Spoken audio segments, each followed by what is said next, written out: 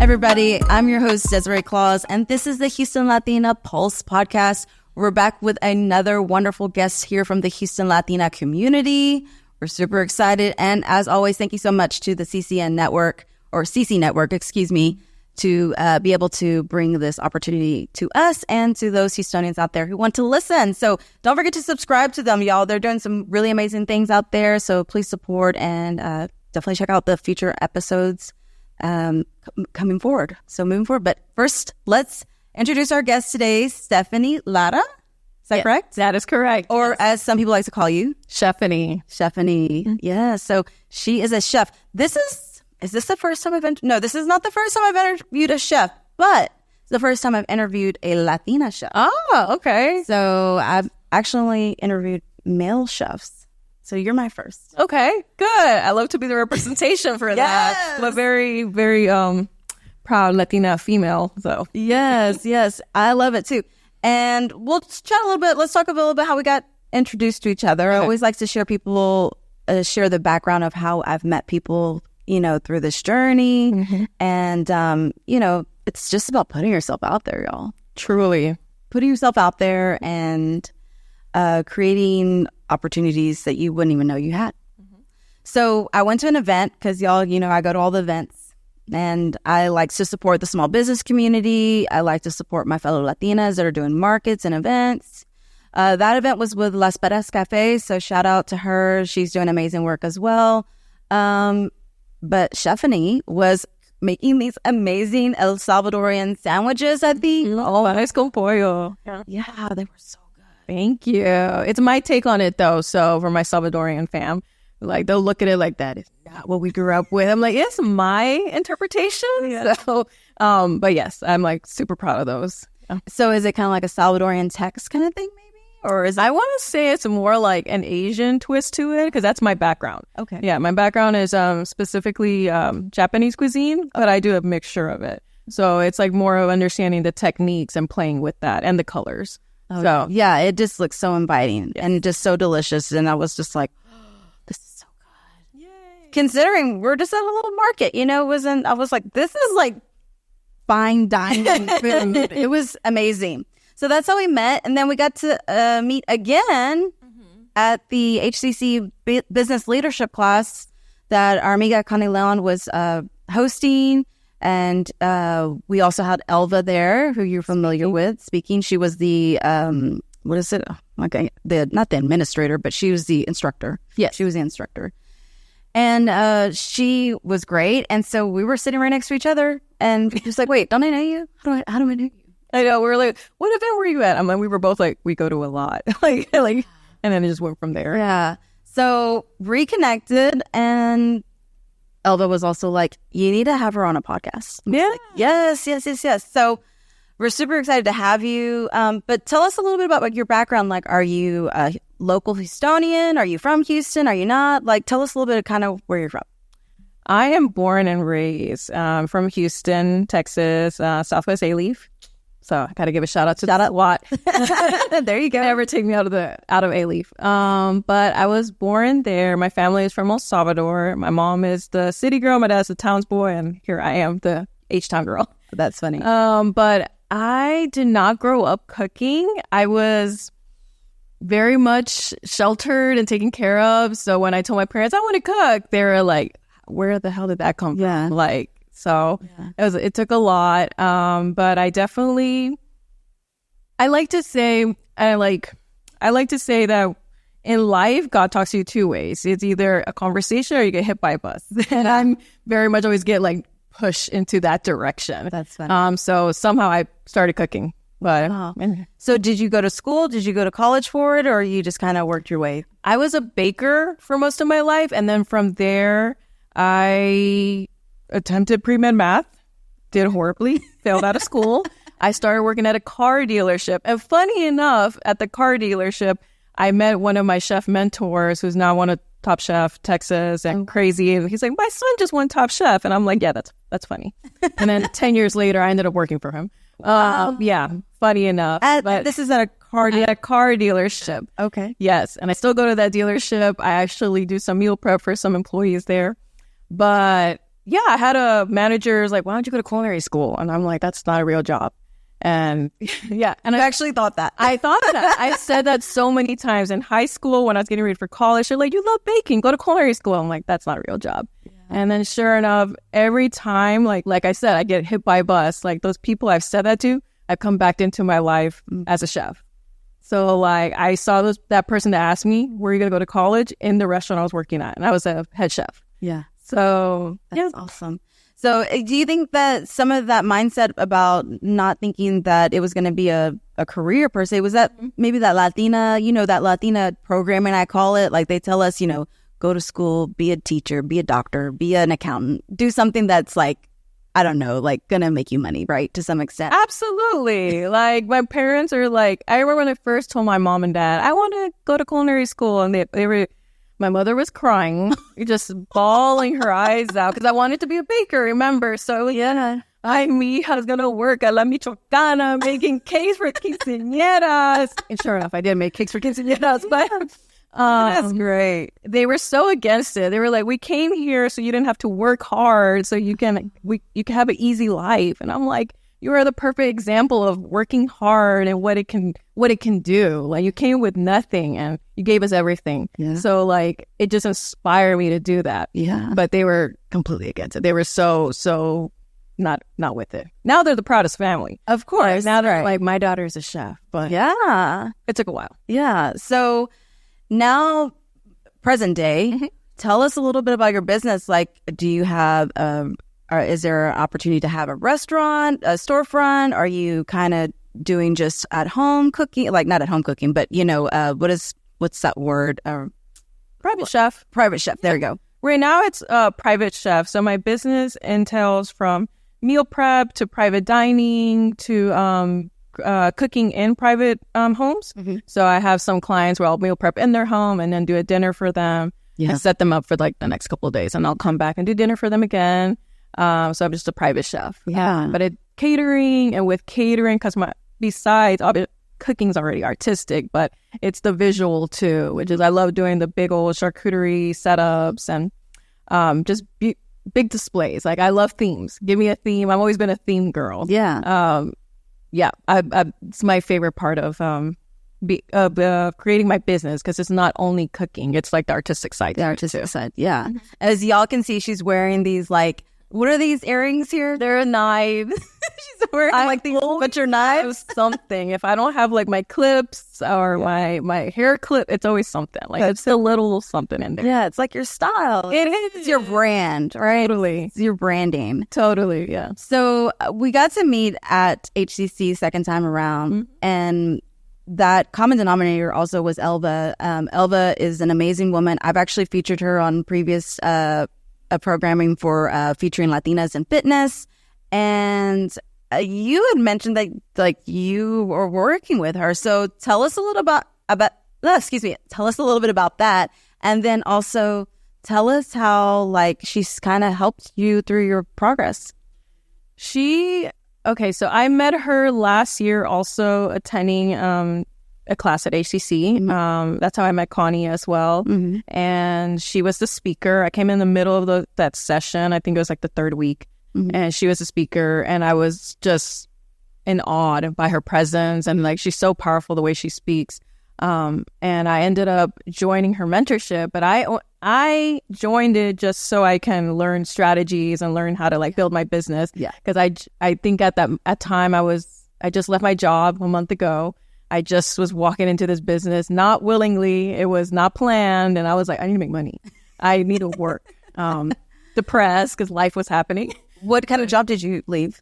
I was working at Golstrumen, which is a Norwegian restaurant. And I was the sous chef there. Okay. And so I was doing that. Cutting a lot of fish. So much fish.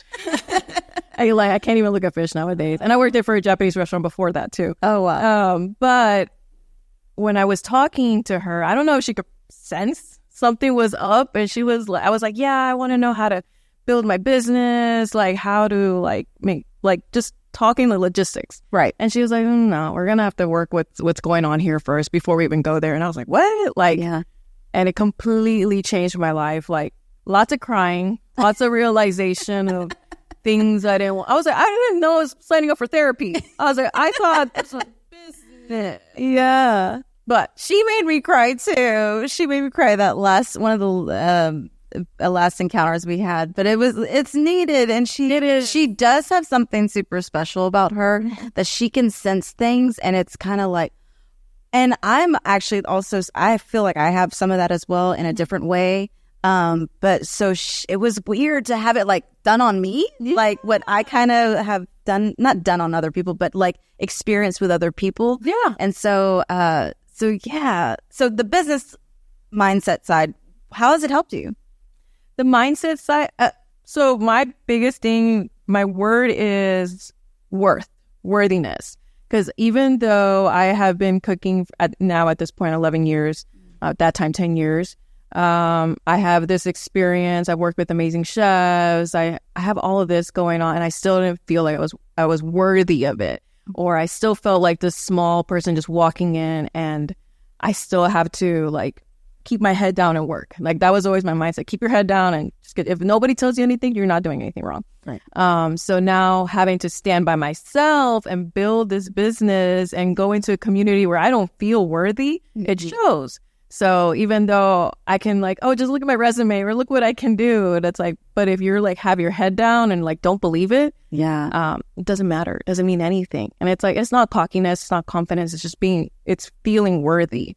So she helped me like believe on my worth. Cause like, I think one of our homeworks was a 2-minute video, what's holding you back, and like within 10 seconds I'm bawling. And I'm like, where is this coming from? Because I'm so used to having a poker face, and I'm like, I am that person that like can get them out of their shell. That right. But to have someone turn it around and do it on me and it be genuine, it was life-changing. Yeah. And you're absolutely right, because even me, myself, have been that person where we downplay the things that we do, or downplay, or just not discredit, but just make it seem like, be too humble to some extent. Because that's actually what people have told me. They're like, you're really humble, Desirée. And I'm like, isn't that a good thing? But then at the same time, it can hurt your business. It can hurt your mindset in a way that, people just think, oh, well, it's just this side thing, right? And going in as, I am an expert. I am a chef. I am not just a chef, but I'm a private chef. That means I get to come into people's homes, and that's a lot. I mean, to me, that's amazing, because not everybody lets anybody and everybody into their home either. Through this journey, have you encountered any celebrities just yet? I have a private client that's a celebrity. I can tell you off, but right. Yeah. But. So was that ever a goal though? Like, did you? Yeah. No, not at all. I just wanted to pay my bills. Like, I think I told her, Elva was like, okay, how much money you want to make? And I was like, I think I said like $3,000. And I was just like, I just want to pay my bills. That's it. And she's like, okay, we're going to get that in 2 weeks. So, and I was like, I couldn't even contemplate that. And then sure enough, that was like crazy amount that I made just like by putting myself out there, just putting my business and meeting people. My client that I have currently was a connection I made when I was working on a cruise ship, like 8 years ago. And he became a private chef and was like, oh, aren't you doing your own thing now? I have this client, and made that connection. And so and then when, of course, I go inside their house and I'm like, you did not tell me is this person. And I was like, of course, this person was from Guam and did not know the importance this person was in Texas. And I was like, but yes, it was kind of like, it's like meeting like one of your role models. Like, you didn't tell me I was going to do this. Yeah, totally. I did not sign up for that. I just wanted to make my bills. That's it. I was like, forget everything else. I just want to pay my bills. I don't want to ask for money. And went above and beyond that. Right. Got therapy on top of that. Yeah. So yeah, just a shout out to Elva. She's going to love us because she's an amazing woman. She's a great mentor, businesswoman as well.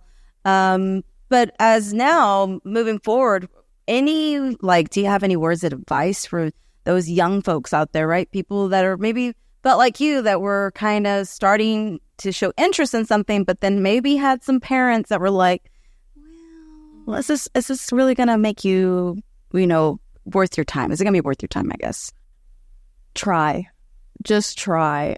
For me, I went in like just baking, and I didn't even give myself a chance. I was like, I shut it down before it was even a thought. Right. And it took a while, but I finally went and just tried, because someone was just like, I just kept getting told, like, just try, like, go for it. Yeah. And even though, like, I am very big on, like, most Latinas are like, what mom and dad says, or their opinion weighs so much. And I'm the oldest. Yes. So their opinion was so heavy on me. And I was like, that was like one of the biggest things I had to let go. And it's like, and it's not disrespect. It's not like, forget you, mom and dad. It's like, let me try. And I'm not even a baker anymore. I can't even stand baking. It did not make me do anything. Like, last one was my sister's wedding, and it was because the baker fell through. But I gave myself that permission to try, and it's brought me here. And it's like, and I'm like, even though I have gone through a lot, I'm like, I'm nowhere near. Yeah. But that's great, because we have to give ourselves permission to try new things. I'm a big like advocate for that. And also it can be a good thing, but it also can be a downfall. Like, you tried a lot of stuff here. It's like, oh, focus, Desirée, focus. But I appreciate that, because there's so many of us women out there that we are trying to reach that are from our community as well, to kind of share a light that you're not alone. We've all had this experience, whether you're El Salvadoran or you're Mexican American like I am. Like, I've had those same experiences. I've thought I was going to be a lawyer, thought I was going to be a doctor. I mean, it was like, this was what I was going to do. No, it didn't happen. And luckily, my parents were a little bit more, I was the youngest, so a little bit more liberal. They're like, oh, okay. Of course. Yes, that's what the youngest to get more of a leeway, right? Absolutely. So they were kind of like, okay, well, you just got to do something. Yeah. Just do something. At this point. Yeah, like, and I was like, okay. And so I admire you for trying, because that's the hardest part. And any current goals that you can share with us that you would like to reach, as far as like whether it's private chef or just personal or anything in particular? I mean, is there a goal to have your own restaurant? I want my own kitchen, for sure. I want a kitchen and to create it into an event space. Oh, so it's like an open kitchen concept where it's a live kitchen where the chefs are cooking, but it's an event space. Right. So like a lot of the restaurants I worked in, it's an open kitchen. So people love seeing, like looking in, like, oh, what are the chefs doing? Yeah, I'm like, this would be so cool as an event space. But like professionally, because you could see that in event spaces, but it looks messy. It looks, and it's like, and in the kitchen, there is this beautiful like dance, I like to call it, like when the chefs know what they're doing. It's like, it's so beautiful to see. And I used to hear that, and I would see my chefs as like every movement is on purpose, and there's a reason, and like it's the same movement over and over. Yeah. So to have that, but I want to create it into an event space. So that's the long-term goal. Yeah, that's amazing. Well, I hope that we do manifestation, right? So we speak it out there, let people know, hey, we're trying to create bigger goals for ourselves. As far as your personal life, though, do you watch any like chefs on TV? Is there any favorites or any people that you admire? I know there's that show called, I think it's The Bear. That's also about it's about chefs and cooking and stuff. Is anything that I don't watch The Bear. I don't. I have had a couple people, like when I was still working in restaurants, they're like, I think there's a scene in there where they're drinking quarts out of a quart cup, and like, or a deli, everybody calls it differently. And it's alcohol in there. So I think and that is typical, to drink your drink out of a deli. And they're like, oh, what's in there, chef? Like, and I'm like, water. And they're like, oh, is it, have you ever had anything else in there? And I'm like, well, yeah, but I'm drinking water right now. And then someone's like, oh, it's a reference from The Bear. Like, I guess I live it. So it's like, it's already a lot. So I don't need to see it. So I'm sure it's done great. Like, the actors are great.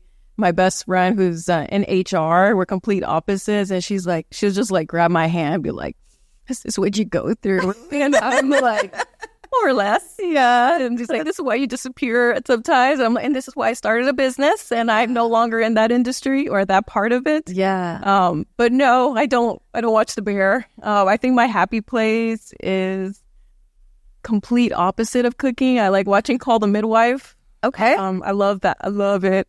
What, House of Dragon right now? Okay. Yes. Yes. Obsessed. There's another show right now that I'm watching. It just came out. Bridgerton. Oh, Bridgerton. Yeah, it feels like I feel like everybody's watching it, but then you sometimes ask people and then they're like, oh, no, I'm not watching it. No. And like cooking shows, I like to watch my friends. I have a lot of friends that go on there, so I get super excited. And funny enough, like when I left from catering to working on a cruise ship and decided to work in a restaurant, I met Robin Almodovar. Y'all should look her up. She's crazy and amazing. Yeah. We met at a networking event, learning how to work on these like billion-dollar appliances and as chefs. And I remember walking in feeling so small because I was looking at everybody like they were on Top Chef, they were on Iron Chef, they were on whatever. And I'm over here like, I started cooking 2 years ago. Yeah. But, they always say be in rooms where people are smarter than you. Yeah. Or, kind of maybe the next level up because you can learn so much from them. You can learn so much from those people. So being in that room was so valuable. Oh, yeah. I definitely cried about it. I like hyperventilated. I was working at a bistro crying in the kitchen. And I don't recommend this, but that like definitely one of the servers like gave me a huge glass of wine. Like, just take this, you'll feel better. And I do not recommend. I'm sober now because of that. But she was on Hell's Kitchen. So every time that comes on, I'll like look at it and I'll call her. We're like, oh my God, like you see who's on there? Yeah. So. Well, we're excited to have Stephanie, too, because we are working on a collaboration with Las Minutas Fest. So some of y'all know that Las Minutas Fest is going to be in celebration of National Latino Day. And we've definitely reached out to you to kind of help create some type of, your charcuterie, what is it, masters pieces of food. And so we're excited to be able to do that with you and to kind of, I'm learning. And I told her, I was like, this is my first event to plan in this way. Yeah. So, but we did have some common things. I was like, I'm very like purposeful. Like, can we like have these certain elements? And she's like, I love it. So I was great to be able to be in a room or to be with somebody that's able to understand my concepts as well as my vision of things, because sometimes that's hard. It is. And it's like having to explain yourself and but when it's like organic, it's like, don't even have to say finish your sentence. Like, or people think that you're like just too much, right? Yes. They're like, I'm like, but if you're not going to go all out, then why do it? Yeah. And it's like, how about you just pay your bill stuff? I go, okay. Good. So we want people to obviously support you. So how can they support you? Where can they find you? What are some places they can find you at? Well, for starters, on my Instagram, Chef Stephanie Lara. On my Instagram, Chef Stephanie Lara. It's my whole name together. So it's Stephanie with a PH. So STEPHANIE LARA. And I post all of my dates that I go out, and I'm usually out in the community, mostly in Edo, but I go everywhere. But make sure to follow, and from there, you'll see everything that I do. Yeah, that's awesome.